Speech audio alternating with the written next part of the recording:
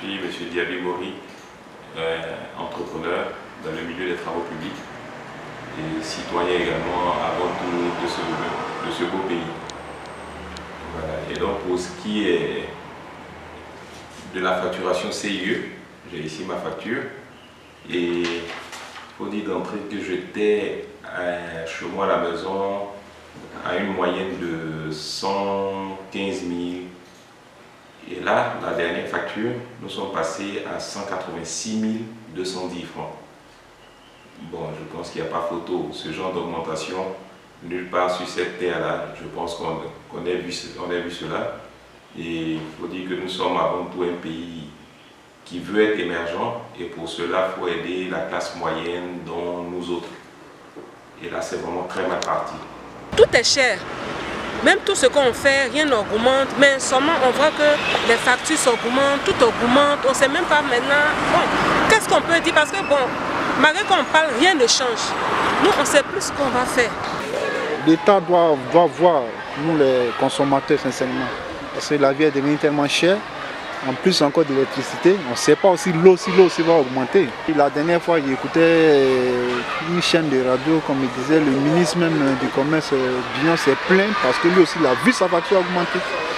Donc c'est pour dire non, que ce n'est pas un problème qui est seulement à nous les pauvres, enfin, pauvres, ça c'est un guillemets, nous les citoyens lambda, mais je pense que c'est un problème général. Donc l'État, franchement, doit penser sur ce cas. Aujourd'hui, là, nous, on ne peut rien faire. Nous qui avons les entreprises, nous qui avons les ateliers qui entreprenons.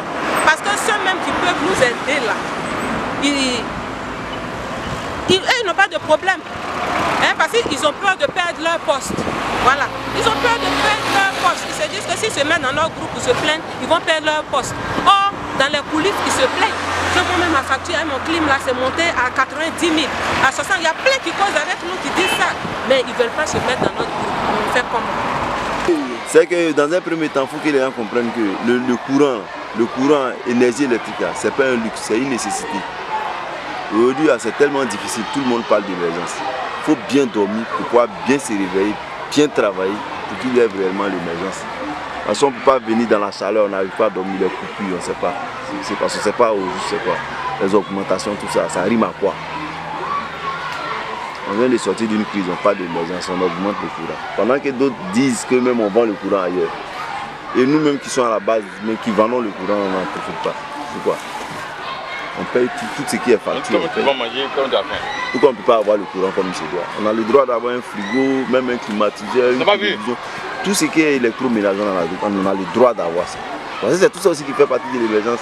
On peut être dans Abidjan sans d'électricité, dans Abidjan sans peut-être télévision, sans frigo. C'est pas l'émergence, c'est où en ce moment. L'évolution va avec tout ça. Mais s'il te faut un frigo, un climatiseur, une télévision, et puis ne pas pouvoir payer l'électricité, où est l'émergence, c'est quoi? Parce que aujourd'hui nous attendons par-ci par-là dans les télévisions, dans les médias, on nous parle de l'émergence. Et puis la population souffre. Aujourd'hui on apprend que c'est l'essence qui a augmenté le carburant, on apprend que l'énergie, tout ça là, on ne sait pas où on va. Et puis les salaires ne sont pas augmentés, il n'y a pas d'augmentation de salaire. Et puis les factures grimpent, c'est pas bon. Il faudra que l'État intervienne. Parce que là, c'est tuer le pouvoir d'achat. En plus, empêcher toute initiative, toute possibilité d'épargne, toute possibilité d'investissement. Et quand on revient même à la facture, à la limite, on se demande si ce n'est pas une arnaque. Parce que tantôt, on nous dit qu'il faut aider à l'électrification rurale, parce que nous sommes fiers quand nous allons dans nos villages et qu'on a l'électricité par rapport à certains pays, c'est vrai. On nous dit qu'il faut aider à l'enlèvement des ordures ménagères, parce qu'on aime dire qu'Abidjan est sale, mais à un moment donné, pour avoir la propriété, c'est vrai, il faut que tout le monde mette la main à la poche.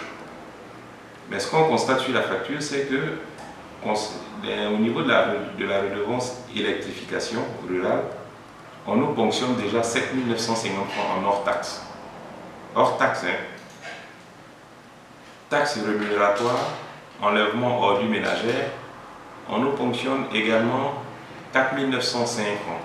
redevance RTI qu'on sait tous, 2000 francs, timbre 500 francs. Donc, grosso modo, il faut dire qu'on nous fonctionne autour de 15 000 francs pour ces différents privilèges. Mais donc, pourquoi augmenter encore le coût du kilowattheure? Ça revient à faire un double emploi et à la limite, ça ressemble à une arnaque. On a constaté cette dernière période vraiment des augmentations fulgurantes sur la facture de CO2. Et au vu vraiment des consommations habituelles, vraiment, vu qu'il n'y a pas de changement au niveau domestique de tout un chacun, cette augmentation-là peut être que vraiment le fait d'une malversation de la CEE ou soit de l'État de Côte d'Ivoire. Ça reste à savoir. Donc, vraiment, dans notre niveau, en tant que consommateur, on ne peut qu'interpeller l'État de Côte d'Ivoire qui puisse vraiment réguler ce secteur afin que la CEE puisse prendre ses dispositions et vraiment que tout puisse rentrer dans l'ordre.